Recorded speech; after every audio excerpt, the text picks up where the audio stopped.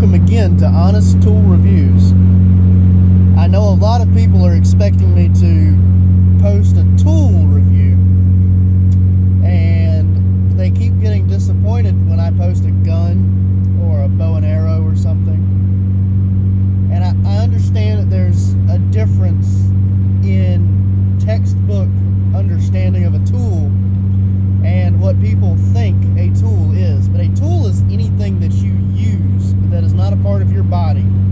These glasses are a tool to help me see better in the sunlight. This car is a tool that I use to travel.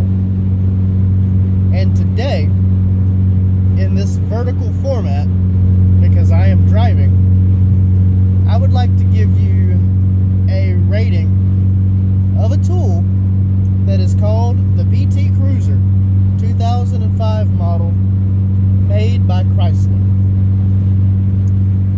And I want to start out by saying that this will be pretty much what anybody considers a car review to be, instead of it being a tool review.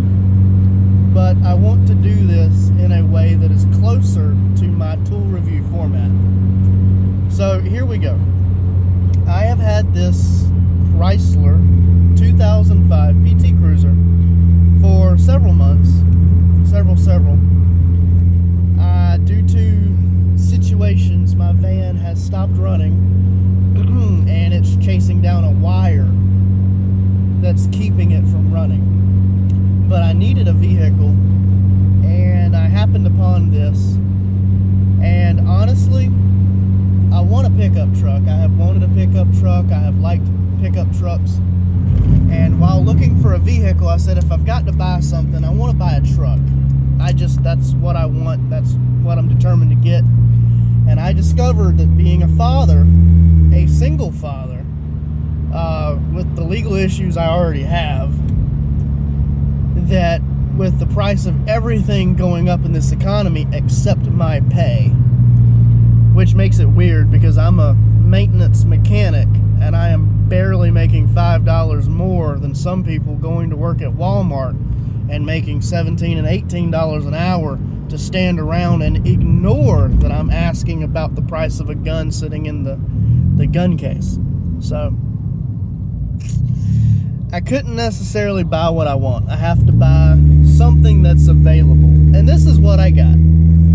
So that's the why I bought it. I guess if you're interested in a background story for it, you can listen to me for the next few minutes, or you can bypass the next few minutes to get to the nitty-gritty. But I went to place after place trying to find a truck or a car or something within price range, and I wasn't finding anything. Nothing. Not a thing. Everyone wants $2,000, $3,000 for a truck that has no motor, no transmission. It's been torn to hell. It's got a bent chassis. The paint's falling off. The lights don't work. There's no battery. Alternator's bad. Water pump's bad. Everything on them are falling off. And the cars are all worn to absolute hell. And there's just no guarantee that if I buy it and drive it off the lot for $1,000 that it's going to make it 2 weeks. So I'm looking through vehicles. I'm checking motors over really carefully. I'm checking fluids. I'm checking transmissions. I'm checking brake lines. I'm checking lights, headlights, assemblies, wires, fuses, everything. And I get to this, and I see it from the outside, and I'm like, oh dear God. I'm not a fan, but I knew I had to have something, and this was sitting there, and it had a sticker on it that said 1600, but the sticker was old. I mean, this thing was old. The PT Chrysler was literally it was growing mold, like grass or moss across the roof and the sides. And I mean, this thing had been sitting, and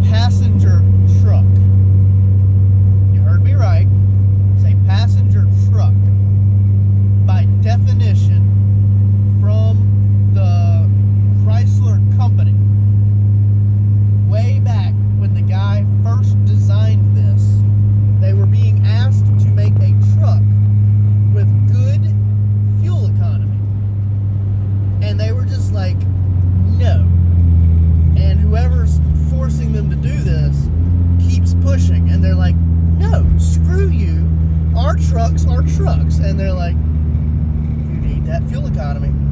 I don't know if it was the government or if it was a specific organization.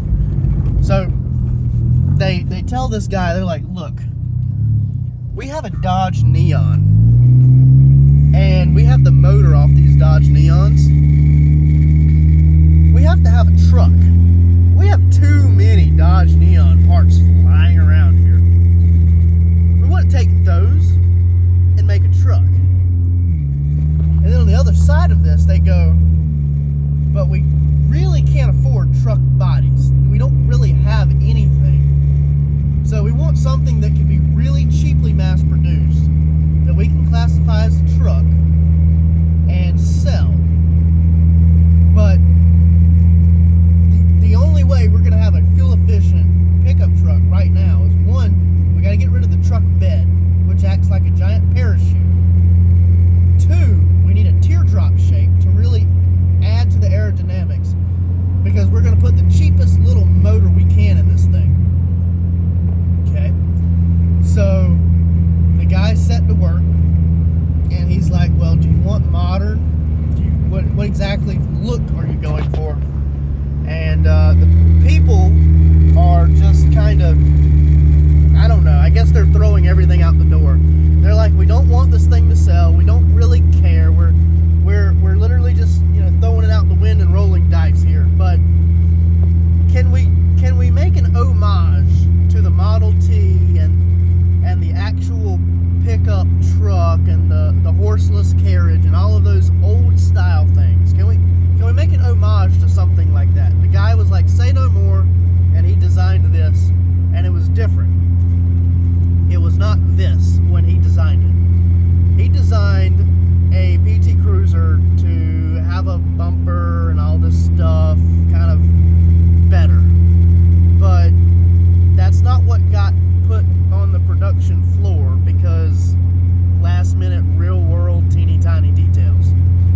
So they went back and they modified the actual design to reflect what they were able to make. They tested it, they got good miles per gallons, and they labeled it the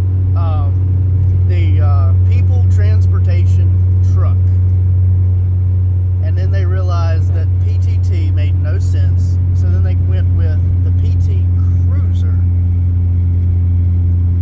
and they called it the partial truck cruiser. And then the word PT got kind of torn apart over the years. People hating the idea of the car, people calling it the PT Loser, people asking, your grandma drives that thing? And so now people don't really know what PT Cruiser stands for.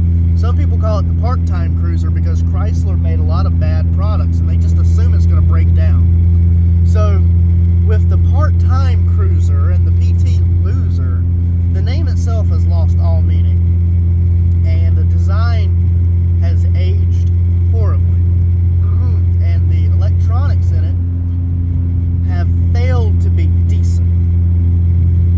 If you look up the problems with PT Cruisers, the very first thing and main thing that you will find unanimously upon every platform, every social media that you look for PT Cruiser on is going to be its electronic system. Matter of fact, not long after I got it, this thing went to hell. Oh boy, did it go to hell. I bought it, got it home, started getting a battery light. Well, this dash has just a battery light. Doesn't say check engine light and battery light, and it doesn't say charging system. It doesn't say check engine light, error, this. You have a 2005 dash for a PT Cruiser, which was made to be as minimalistic as possible.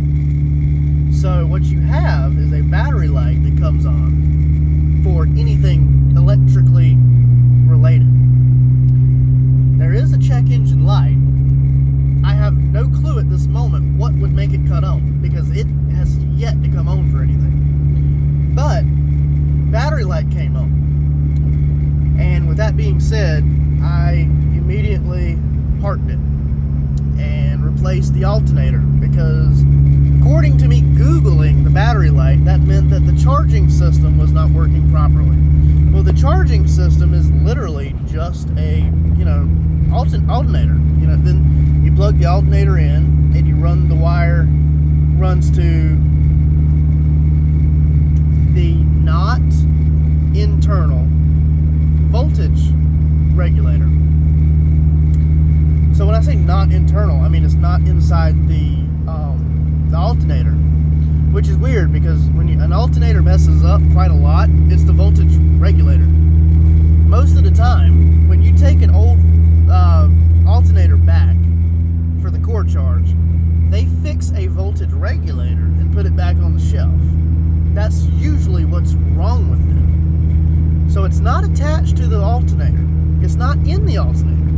The cords inside the PT Cruiser run to the voltage regulator, and that is internal on the main computer system. Yeah, I gotta take my glasses off one more time for this sarcastic look, but the fuck was Chrysler thinking?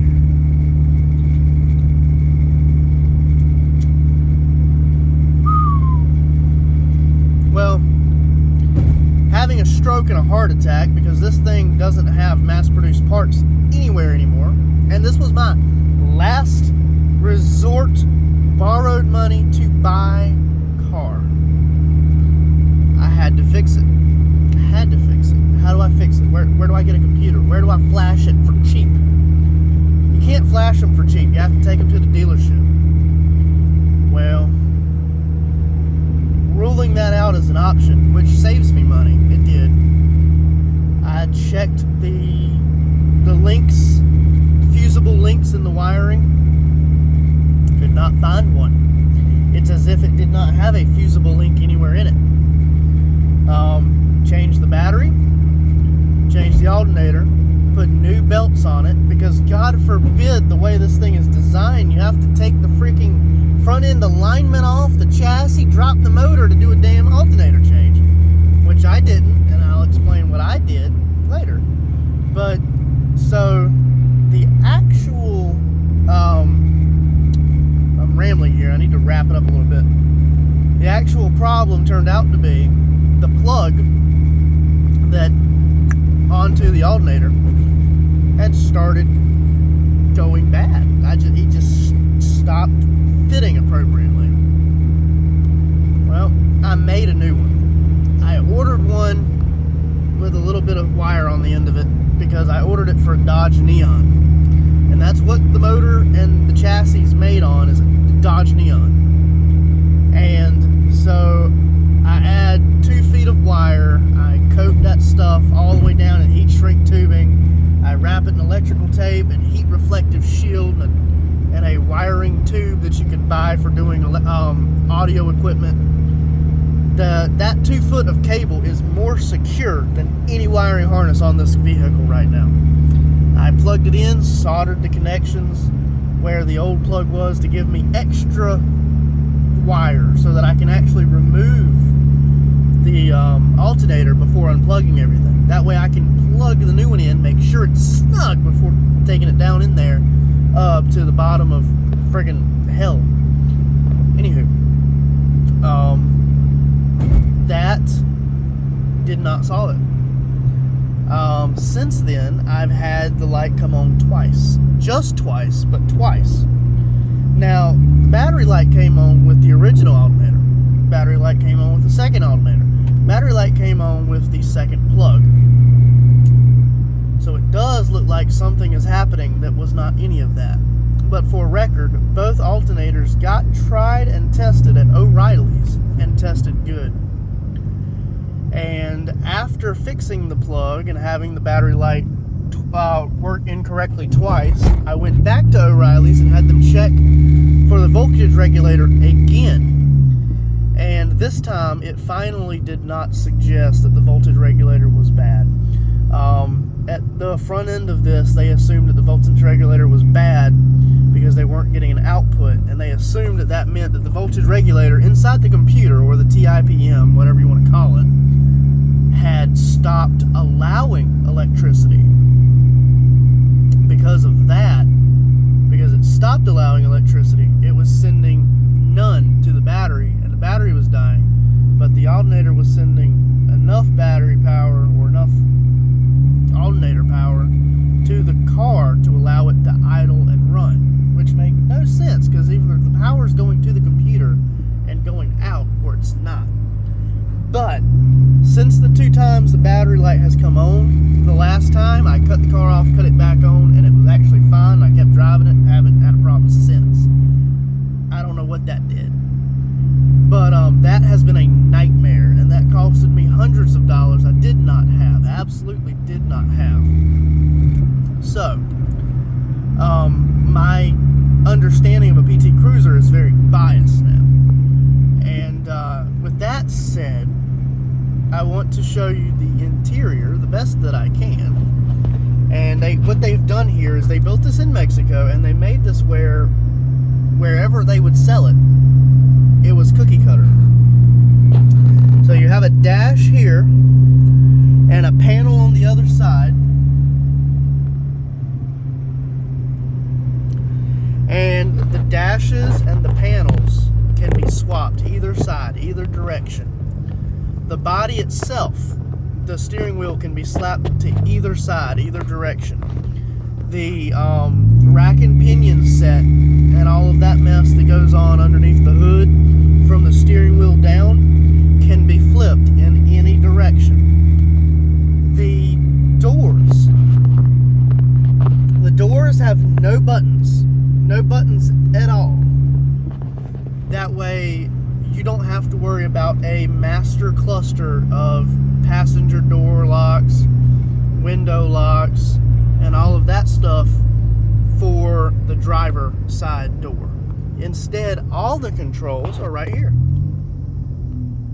Window lock, up and downs, all of it is in the middle, which allowed them to save money on wiring harnesses running through the doors, and the number of wiring diagrams and stuff they had to make for all that extra stuff. The back seat is the same. Doors don't have any buttons on them. The buttons for that are down here behind my drink, and like you can see me do that right there. Oh, I'm terrible. Is it? Oh, I think you can see it. You may have to take my word for it if you can't see that, but I'm just pressing on the buttons down here and making the window go down and up. Anywho, so the button's right there in the middle at the bottom where a child could kick it with his feet. And if you have it locked, of course, they won't go down. But if you kick a button with your feet, like if you have steel toes on or cleats or something, you could damage them. So I actually would prefer not to do that. I think I hit this button too. Yep, okay, I did. Now, the outside is different, and I know everyone knows what a PT Cruiser looks like, so I don't feel the need to show y'all that. But since driving this thing, I have had problem after problem, and a lot of them are electrical. My radio does not like to work to this day. I have power to it, and it is a functioning radio. But for some reason, if I turn it on and I give it some power, we're not just taking what they say and do at face value, but we're reading into it what we assume to be their intentions. A lot of times people do engage in this willful misunderstanding or misinterpretation of... Yeah, I guess it may want to work today, I don't know.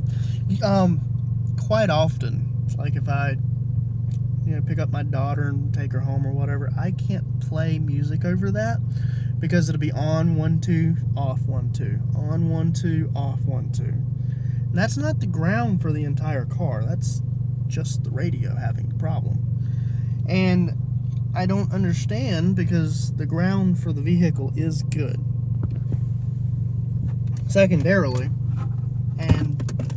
a little background on this. There is only one power supply in the car, and it just does not want to charge anything. You'll get power out of it. It'll read power, but it will not charge a phone. It will not keep a Bluetooth device running. As a matter of fact, the Bluetooth device I have down here is not powered up.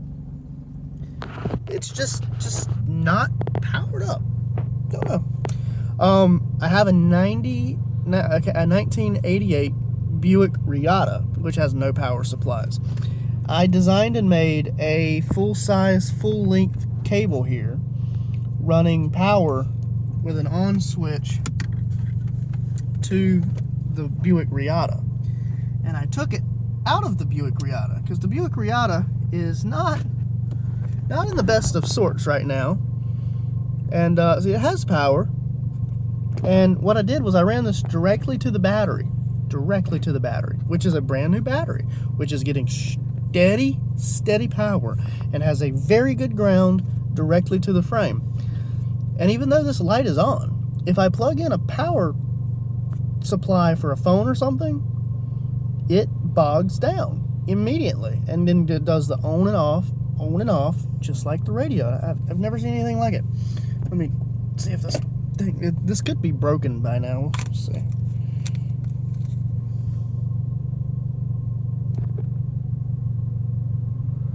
So that on off, on off, on off. And that's not what it's supposed to do, mind you. It's supposed to open and sit. It's not working. Power supply in this car is like a magical curse. And just to explain this, I have 4 batteries sitting out in a shed. Not one's perfect for this car, but batteries. Old batteries. Batteries that aren't really holding a charge. But if I put this on them, they work. It works. It works fine. But in this car, it doesn't. It doesn't need to ground to the frame, because I don't ground to the frame on the batteries sitting in my work trailer out there. But I have a ground to frame, and I have a brand new battery, and it doesn't work. Specifically in this car. I cannot express my confusion here. So, has this car failed me? Yes, it's put me on the side of the road way more times than it should have. Way more times. And it is very, very bouncy. I don't know how I'm supposed to show bounce. It is very, very bouncy in the back. So the reason for that is because to be a truck, it needs something. You gotta give them something. They put a truck suspension on the back. It has a towing capacity of between 800 and 1,000 pounds. The 1,000 pounds is the absolute max, and 800 is your minimum suggested rating. And it's not that you can't pull something that's 600 pounds. It's that if you try to pull a 500-pound trailer at 70 miles an hour, the wind drag and stuff, and the bouncing of it coming off the ground when you go up and down over bumps and stuff, becomes a little bit much for anything that you're driving. So 800 is kind of like where you start having a towing capacity. If it's less than 800 pounds, it needs to be in the vehicle anyway. Just, you wouldn't take a grill and chain it to the back of a pickup truck and then get on the interstate. You just wouldn't do that. So it's between 800 and 1,000 pounds, which is probably the least that you can get. But that towing capacity came with the suspension. They make a kit to mount a towing hitch to this, and for the most part, people seem to like these. There are people who have a PT Cruiser that is, the windows are actually metal. The whole thing's been decked out and painted, but it's a trailer instead of a vehicle, and it tows behind the PT Cruisers. And usually they have a perfect match, and that's a thing. But I have had an experience with this car that has been terrible. So my score as a tool to get me back and forth to work, reliability, usefulness, does this thing work? Is this thing good? I mean, if you picked up a wrench and a third of the time the wrench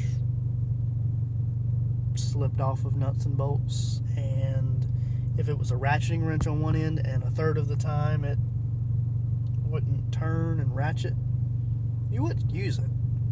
Even though I'm stuck with it, and I think I fixed a number of things with it, it still has a whole bunch of problems, including the looks. And I don't like that. So, pardon me for being very biased here and having bad hair and actually showing my face today, because I know I normally try to avoid that. But this car, for something that actually runs, has been one of the biggest nightmares I have ever had. This passenger door, if you unlock it from the outside, it will lock again the second you push the button to get in it. So if you open the door with the key, put the key in here, and shut the door, you've officially locked yourself out of your car. I have done that 6 times now.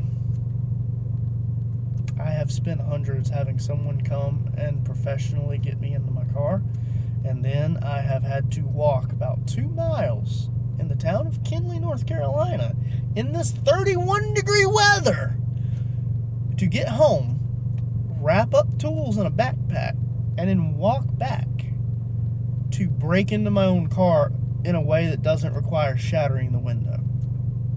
Because my phone was in here, my wallet was in here. It's just that one door, and the back doors don't have a lock thing, so you can't get into them. You have to get into a front door with a key, and then unlock these doors from the inside. So now, if I unlock this door, I have to unlock all the doors immediately in a panic, and then double check that I have the key on me anyway, just in case the other doors start doing that. I don't know if that's a new thing for wearing out, or if that's a factory thing that it was done wrong. I don't know. Not yet. I don't know. Too cold to check. But I actually have to say that this gets a 1 out of 5 stars. And the only reason it has 1 star is because there is not a damned thing wrong with it.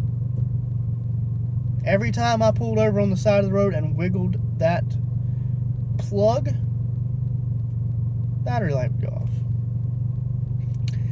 The problem isn't the vehicle. The government that requires the computers so they can track your mileage and, road taxes and gas taxes and all that shit they're trying to push, that's the problem. You better believe the minute this thing become an antique and you don't have to have it inspected with a computer anymore, take the condensers and all of these plugs and all these wiring harnesses and just everything and just gut it. Throw a motor in that needs 3 wires to freaking crank it and run, and then be done with it, because this is ridiculous. But we're living in a world where I don't have that kind of money. It's not considered an antique just yet. It's got a number of years left on it. So with that said, this is a very inconvenient vehicle. It is running. It's running right now. I could not tell you what's going to happen next. It gets 1 star out of 5. Some of that is the resentment of it pulling me in and then lying to me. Some of that is the electronics in general that I didn't know was so terrible until after we bought it with no signs of anything being wrong with it. And some of it is the absolute confusion that comes with whatever the car does to the battery to make this behave this way. It's just whatever the hell Chrysler did. Stop it. Stop it. I don't know if they have a sensor that's on the computer, and if the battery is outputting anywhere that's not the computer goes, well, hold on a second, let's take some of that charge you got there. You can't have an aftermarket radio or any of that fancy stuff. No. I don't know what's going on, but 1 star. 1 star for the whole car. This is the worst truck and the best car. Because, it's really roomy. Really roomy. Big on the inside. for passengers. They got plenty of foot room, plenty of back room, plenty of headroom. There's plenty of room up here. Plenty. You know, truck style room in this car. And the suspension is really bouncy. It's nice, but it's terrible. If this was a truck and you needed it to run on a daily basis and handle and be tough, it is not a tough truck. It is not a running truck. This is probably the worst truck on the planet. And then also the fact that it doesn't have a truck bed, doesn't factory come with a trailer hitch unless you buy the trailer hitch package from the dealership. You know, they throw it on and all. But this thing is so old now that it's not a dealership item. This is not something you're going to buy new from the dealership with the upgrade package. You're not. So it's not even like potentially usable with a right off the lot trailer hitch unless you find a rare one that's had it. Most people aren't aware it's a truck, not a passenger truck, not a part-time truck. It's to the normal person, it's the PT Loser. There are other versions. There's a more version, and I say more version lightly, where they have a couple of extra little features to just make it feel more like home. And a little spoiler on the back, and that's fine. And then people don't understand. There is two. They make that again with a stick shift, turbocharged motor and transmission. But not all of them had that. That was like a surplus number that had the aftermarket upgraded better shit that was supposed to go on a number of Dodge Neons and just didn't. And when they shoved it into this car, it was a last minute thing of, well, we're not gonna allocate extra stuff. We have this stuff here. So they ended up making 3 models, not 2. People say 2. That Doug there's a Doug guy on the California coast that sells cars, and he test drove a turbo version, and he said there's 2 versions. No, there's 3. I've seen that there's 3. There's 3. There's a one just like this, manual transmission, not included. Spoiler and niceties outside. This is not it. I give it a 1 out of 5. And if I wasn't put a gun to my head, I would totally not buy this again. But it's nice. This is probably the hardest decision I've ever made, because if it's fixed, it would be great. But I have been fixing it, and it's not great. Anywho, thank y'all for letting me rant and rave. Thank y'all for listening to me rant and rave. Thank y'all for giving me this time out of your day. I know you'll never get it back. Please remember to keep your 2A Amendment rights in check and to have a good day and be safe out there. See you next time.